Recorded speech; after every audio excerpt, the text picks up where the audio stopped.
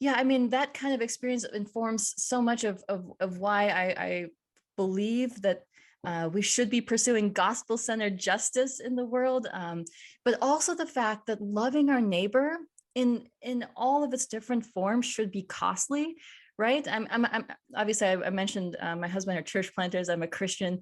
My faith informs my activism, and the Bible talks about how we should put each other's interests over our own, how Jesus came to serve us, not for us to serve him, and to give his Mhm. life for us. And so whether it's within the lane of justice or just in regular life, I mean, we have to ask ourselves, are we truly loving our neighbor if it never makes us uncomfortable? Like Mhm. if it never costs us anything, how deep is our love for other people? And so I think that's a question that we should all be asking, especially in the midst of this pandemic, in the midst of so much hate, in the midst of rising anti-Asian racism, racism of all kinds, truly.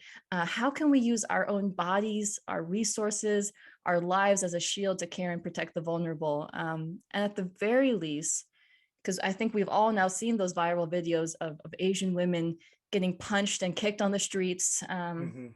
and whatnot. Like, we all need to be investing in bystander training. Mhm.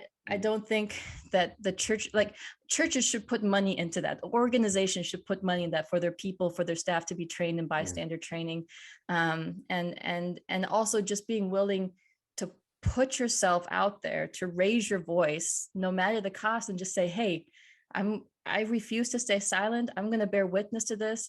What you're doing is wrong.